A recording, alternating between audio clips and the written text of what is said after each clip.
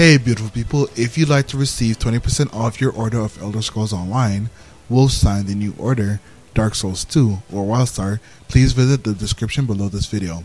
Also, please disable your ad blocker. Thank you and stay beautiful. Hey beautiful people, this is Zaynix and I'm here to bring to you some all new information about Tree of Savior. I will say that this information is coming from the official English Tree of Savior development blog, and you can find that link in the description below. So let's jump right on in. So first of all, I really want to state that I am really starting to fall in love with this game. I am so enamored by what this game could potentially do in a retro way that I have not seen ever. I want to start out by stating that the engine being used to create this game is actually the same engine that was used on Granada Espada. And if you've never played that game, technically you haven't missed out because the game is still running live, so check it out. It is beautiful, wonderful, magnificent. The same engine is also being used for the development of Wolf Knights. Obviously, the graphics in these two games will not be used in Tree of Savior. A majority of the graphics in this game, however, were hand-drawn, which to me is very impressive, and they actually avoided modern technology just to give the game a retro feel rather than trying to pile on graphics over quality of content. Speaking of graphics though, and speaking of the game systems, we also found out in this development blog that Soundtemp, the audio team that's responsible for Granada Espada, which sounds absolutely beautiful, is actually doing the music for Tree of Savior. And you can actually hear a lot of this music in the debut trailer released for this game. The closed beta test, it is planned for sometime in the summer. Not early summer, just sometime in the summer. And I'm super excited.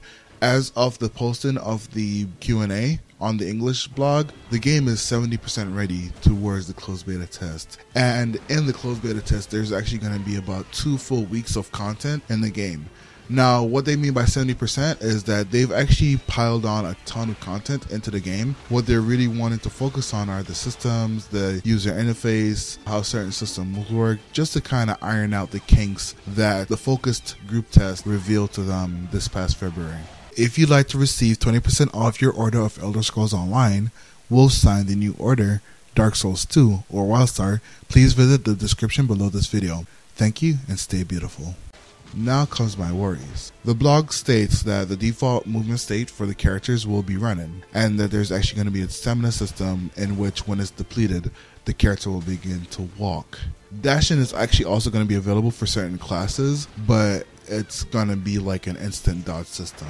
I'm happy to hear about the dashing. That's not my worry. My worry is about the default movement state, because I feel like messing with the way characters move is something that I don't particularly like.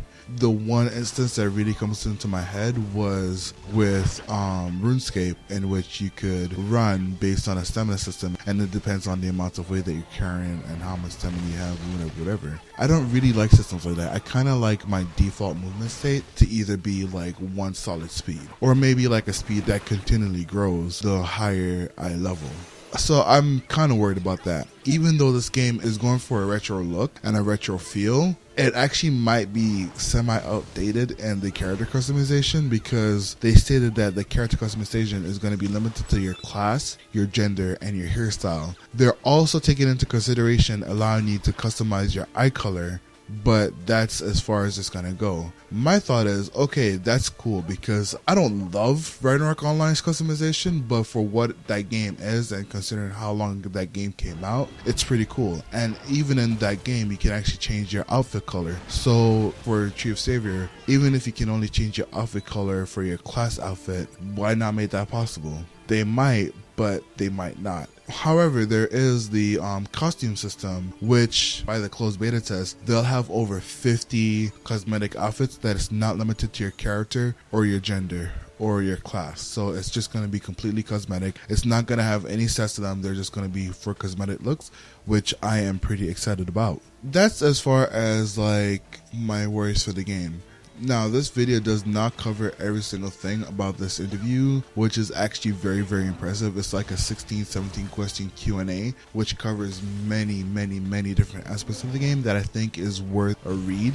And what I'm going to leave for you is are two actually very important things that you guys should read up on. It is a crafting system, and it also includes a snippet about the rest mode as well as the adventure achievements, which I will tell you now is actually tied into some of the upper level classes. So if you want to really unlock certain upper level classes, you really want to look into the adventure achievement system. So again, please look in the description below this video for the blog link, and have a wonderful, beautiful, and amazing day, and keep looking forward to more Tree of Savior content.